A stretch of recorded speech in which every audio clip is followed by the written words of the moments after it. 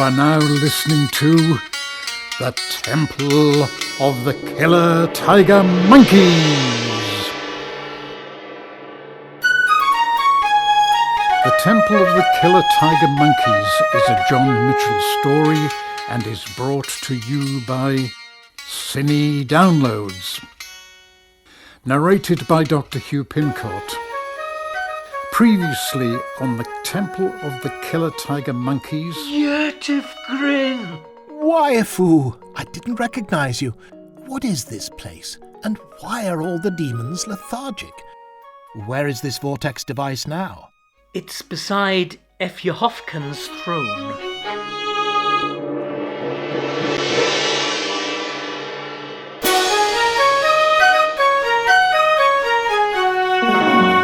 Now the next part of the story. Episode 3. Yertafgryn is angry and upset about what he's heard. He ponders it for a while, then he remembers another question he had for Weuifo. So, Weuifo, why are you dressed like a panda with baby arms?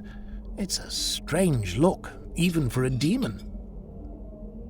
Weuifo looks rueful and replies, My look for the last 300,000 years was a 9-foot-tall humanoid with horns on my head.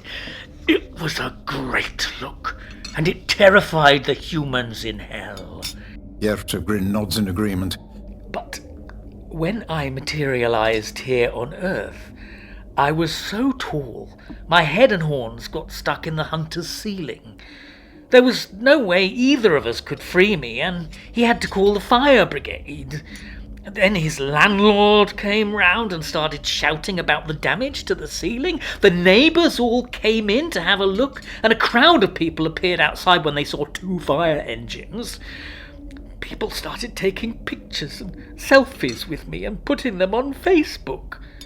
It took 5 firefighters to free me with a chainsaw, and it was so embarrassing that I changed my form straight away so people wouldn't recognize me and ridicule me. Yertafgryn laughs and then asks, Well, that sounds terrible, but why the panda thing? Well, I figured that it would be great when I get back to hell and I'm torturing people that I look all nice and cute.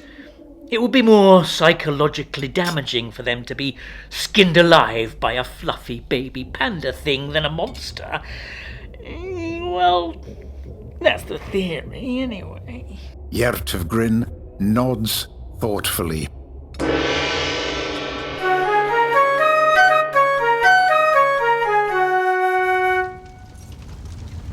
Efuhofcn's eyes scan his personal domain. He is king of the camp. His throne consists of 7 cars stacked upon each other in a pyramid formation. These cars have been doused with petrol and are busy burning. Thick smoke rises up from them as Efuhofcn sits astride the top car. His demonic eyes see on an unknown wavelength and pierce the smoke.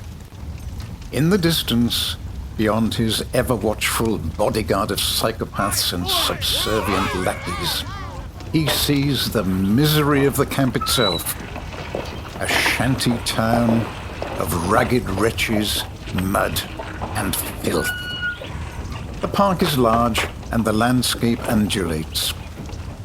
There are areas beyond his gaze where demons can hide. It is into these areas that he sends his minions when he wishes. Close to the burning throne, on a makeshift pedestal of concrete breeze blocks, rests the Vortex centrifuge. Encased within a clear glass container, the gyroscopic device spins endlessly, balanced upon a single point a millimeter in size. As it spins, sparks and bolts of blue energy continuously arc upwards into the air above the centrifuge. There in the air, 20 feet high, is a yellow mist which glows as it is charged by the energy from below. That mist is the entrance to the temporal vortex, held shut by the centrifuge. The flames of his car are dying down, and his toadying sycophants want to erect a new car pyramid for him. They have collected numerous cars from the driveways of neighboring humans around the camp, and wait for Efuhofcn to choose which will form his newest pyramid. Oh, great king, my car is good. My car is the best. Choose my car. What about my car, great Oh, great king, look at my car. Look at my car. No, choose my car. I want you to choose my car. No, choose your car. No. Efuhofcn sees them waiting for him, so he climbs down from his smouldering pyramid and strides over to review their offerings. No, I want my car. My car. My car is ours. No, choose mine. Great king, My car is choose so mine. great. No, Choose my car. My car's the best. my car. I want my car. They have numerous shiny cars, all new with metal and glass. As pleasing to the eye as they are, they look all the same to Efuhofcn. Seeing that his master needs some help choosing, his toady provides further information about the cars. My majestic majesty, we have here for you some horseless carriages that have come many, many miles from a faraway land called Germany. Efuhofcn listens with interest. They are regarded as powerful symbols of status and confer admiration and respect upon whoever owns one. Efuhofcn looks at the shiny symbols that adorn each car. 4 circles join together. A circle with a 3-pointed star in it, and a circle divided into 4 sections, 2 blues and 2 black. They all remind him of the different circles that form the dominions of hell. These symbols, my majesty, tell us that the drivers are high-ranking humans, very rich and powerful. When these carriages are driven upon the roads, the rules that apply to normal humans do not need to be followed by the drivers of these German carriages. It is their right to drive anyhow they wish. Efuhofcn nods as he understands. He speaks. As humans regard these carriages as the most superior of their kind, and that those who own them to be the most superior of humans, then it is fitting that they should form my throne of flames. How well do these carriages from German land burn? Oh, they burn very well, my majesty. Very well. The toady replies. Efuhofcn nods again, then waves his hand in a motion for the toady to begin arranging the pyramid. The toady's excited and feels proud to have the attention of his master. He immediately starts shouting and hitting the other demons around him, forcing them to move the cars into position. He screams for someone to get the petrol cans. Efuhofcn feels content and looks off into the distance thoughtfully. He notices one of his lackey demons bounding up towards him, holding a mobile phone in his hand. This lackey is sweating profusely and is agitated. He is waved past Efuhofcn's bodyguard and reaches the king of the camp. The lackey holds out his hand with the phone in it, beckoning Efuhofcn to take it. Efuhofcn raises a giant claw with talons for fingers. The phone is placed in his claw. The claw is far too large and cumbersome to handle the small device. There is the danger of it being crushed. He asks his lackey to take the phone back and put it on speakerphone. The voice on the phone belongs to the council rep. His tone is petulant and angry. Efuhofcn, I want to speak to you right now. Are you there? Efuhofcn moves his hairy snout closer to the phone. Yes, this is I, Efuhofcn. Why do you crave my attention? Good. About time you're on the phone. This is important. A couple of hours ago, a new demon walked into the camp. He did not let me process him with a form. He refused point blank, and then he insulted me. Efuhofcn is silent for a moment. He has little time for this petty man, but he has a need of him, so he decides to give a response. Oh dear. Rumbles Efuhofcn unconvincingly. Yes, indeed, old dear. Absolutely 100% old dear. He was extremely rude to me and disregarded me. And I refused to be spoken to and insulted like that by one of your peers. I want you to find him and punish him severely. He must be made to respect the way we do things here. This isn't the Wild West. Efuhofcn motions the lackey to turn up the volume on the speakerphone so that the other demons close by can hear the conversation. Once done, he asks, What was the insult he gave you? It sounds ridiculous, but he called me an ant. An ant. Yes, an ant. The demons around Efuhofcn stifle guffaws as they listen in. Efuhofcn tries not to laugh too. Then he notices that one of his bodyguards is a large 10-foot-tall ant, which is looking visibly sad.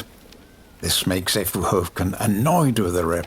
Is there a problem with being called an ant? Yes, there is. I'm not an ant.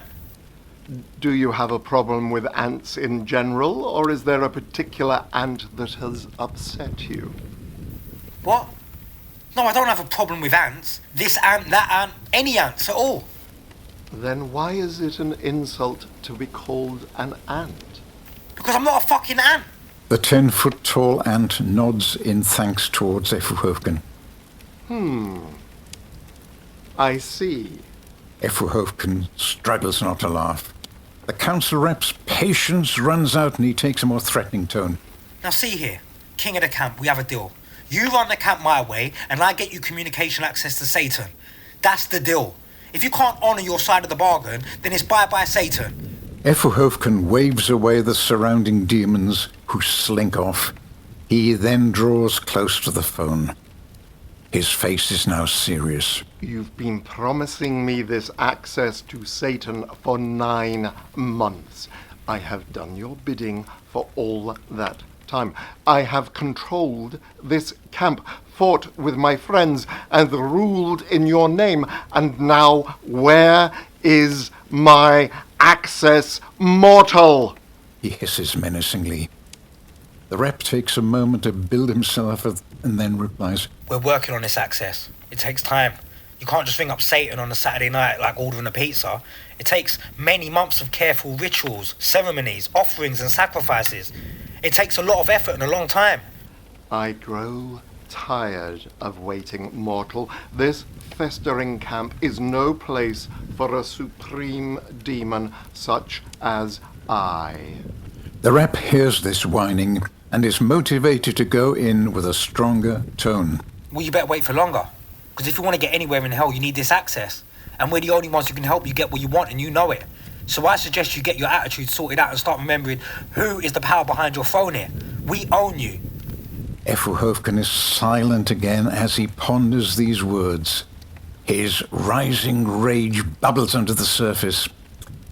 He knows he has no choice but to follow the rep. He doesn't want to spend any more millennia in degrading jobs in hell, so he swallows his pride and replies sweetly, I will have the camp searched for this newcomer, and when he is found, he will be punished for insulting you so harshly. No man of your impressive stature should be compared to a tiny ant. We will make an example of him and will crush him for you. Hearing this considerably brightens the rep's mood. Yes, very good, splendid. Also, as well as the punishment, he will need to sign some forms. There's the initial consent form and the processing form, then the agreement to the consent form and the consensual processing form agreement, all sides which need signing in triplicate. Then we need the status information form filling in, and then... Yes, just send in the paperwork and he'll sign it. That's great. Do you have any pens there? Pens? For putting animals in? What? No, pens for writing. Efuhofcn doesn't have a clue. Demons don't normally use pens. They write with blood from severed limbs. Okay, well, never mind. I'll have some sent in with the forms. Efuhofcn feels browbeaten. The rep, in contrast, is feeling very positive. Look, I'm sorry we had that slight tiff just then, but it's over now, and we're back on track. I want you to know that we value the work you're doing here, and we're going to get you the access you want. We're working around the clock to make it happen. Just hold in there, my friend. By sticking together as a team, we'll make this work for you and for us. Efuhofcn is slightly buoyed by this. Okay. He rumbles quietly. The rep ends the call. Efuhofcn turns round to see where his bodyguard is and calls for one of them to find his enforcer, Dhoiufg. His bodyguard rushes off to look for him. The rep puts the phone away in his shirt pocket and turns to face the police around him. These are, among others, the head of the city police, the police commissioner, local senior politicians, and other high-level council management. He has a smug smile on his face and speaks to them triumphantly. I told you, that demon's my bitch. I own his ass. They're all pleased and noticeably impressed with his ability to control the situation. Back in the camp, Dhoiufg has been found and has made his way over to Efuhofcn. Dhoiufg is a giant monstrosity of muscle. He stands 12 feet high, and his powerful body resembles an American pit bulldog, all bulging, toned physique, promising explosive consequences for those who get in his way. Efuhofcn is pleased to see him. Dhoiufg, I have need of you once again. Dhoiufg listens quietly. There is a newcomer to the camp. I need him found and brought to me. He needs to be punished for the crimes against our community. He doesn't follow the rules, and if he's left here without facing his crimes, it may cause insurrection. Dhoiufg nods as he pretends to know what insurrection means. So, go, my friend. Take your warriors and find this criminal and bring him to me on his knees. Dhoiufg grins, then turns away, marshalling his warriors who are nearby. Yertafgryn has spent the last few hours walking around the camp, speaking to its miserable inhabitants. They're pleased to see someone who's actively taking an interest in their plight, and it cheers them up. They're also defeated, especially so since the demons they look up to as their leaders have all been imprisoned in the temporal vortex. King Efuhofcn rules with an iron fist. As soon as the demons step out of line, Dhoiufg and his thugs are sent to smash them up, with the worst offenders being exiled into the vortex with the others. The sense of frustration they feel at being free from the prison of hell only to be then imprisoned in a camp is extremely maddening and causing much distress amongst them. The sense of hope that Yertafgryn brings to them gathers more demons around him. They urgently tell him about their difficult situation, and he listens sympathetically. He feels great pride in his demon brethren, and it hurts him to see them cowed and conquered. They should be ruling this earthly realm together, causing mayhem and destruction, and make immortal man worship at their cloven hooves. He doesn't have a plan to change things yet, but he tells them that he will do whatever he can to free them from this camp. They're pleased to hear this, and are greatly heartened. For the first time in a long while, the demons in the camp feel encouraged, and seeing this, Yertafgryn is now doubly spurred on to fix this situation.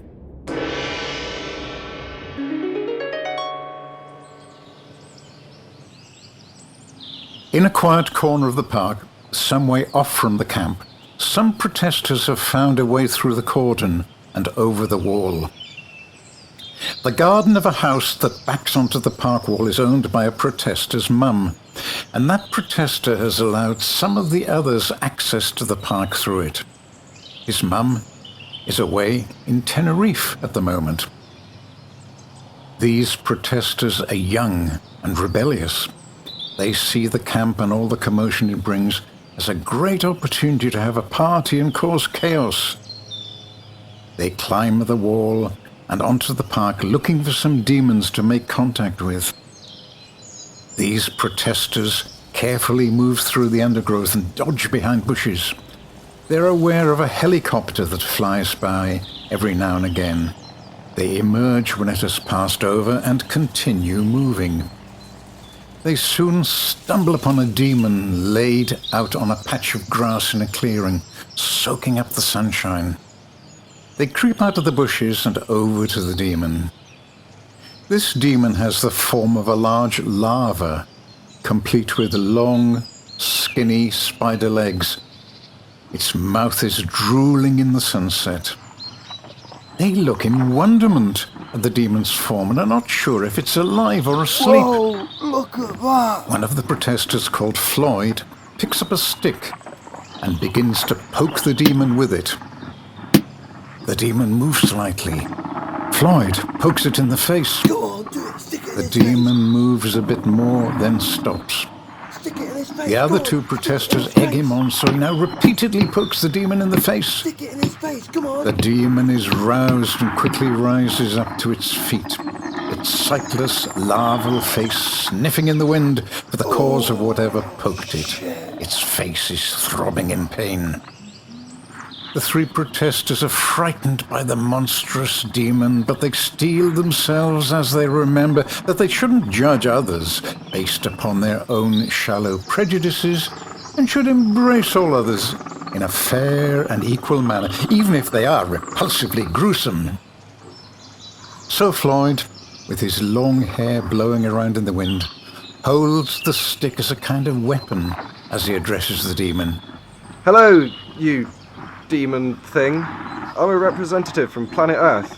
We're here to help you and want to welcome you to this land of plenty and, want you to be happy and free here and make love, not war. The demon thinks for a while and rasps at him. Did you poke me in the face with a stick? Floyd quickly hides the stick behind his back. No, not at all. Floyd looks at the others who look worried. I could have sworn someone poked me in the face while I was asleep. I think they dislodged a mandible. One of the other protesters, called Melvin, steps forward to speak. Hello, interesting subterranean life form. I am Melvin. We want to raise awareness for your situation. The demon looks mystified. Melvin continues.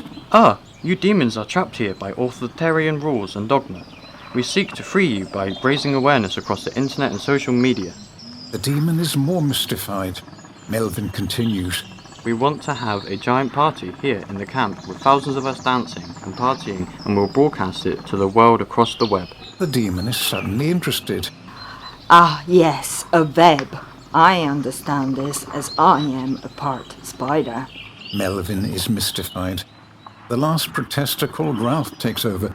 No, not a web. We mean the web. The World Wide Web. A web that goes across the world? The demon wonders. Yes, the World Wide Web. But how many spiders would it take to make that? Huh? What? No, not that kind of web. A different kind of web. Melvin joins in again. A binary web of electronic digits. You know, ones and zeros. He asks hopefully. The demon is getting annoyed. Why are vexatious mortals bothering me with your random jibber-jabber? The demon asks accusingly. The protesters are stumped. Floyd tries another tack. Thousands of us are camped outside this park. We want to help you demons. If we can create a benefit concert for you guys here in this park and then show the world what we're doing, it will put pressure on the authorities here to let you go. The demon thinks for a second before replying. I think I understand what you are saying. You want to create a large fuss to grab the world's attention. Yes. The protesters congratulate themselves at getting the demon to eventually understand what they mean and not kill them in the process. I'm afraid that is impossible. The protesters are crestfallen. You would need the permission of the king of this camp, King Efuhofcn. And he would never consent to your artful stratagem. He is completely in the power of authorities of which you speak. He is but their servant. That sucks, said Floyd. The protesters are disappointed, but unbowed. They decide to travel further into the camp to get a second opinion.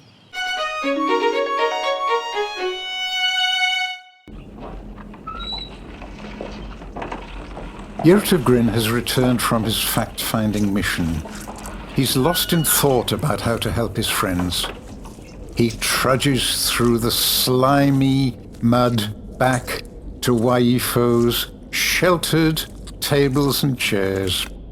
Weuifo has certainly been busy in Yertafgryn's absence and has collected some more piles of mud on his table.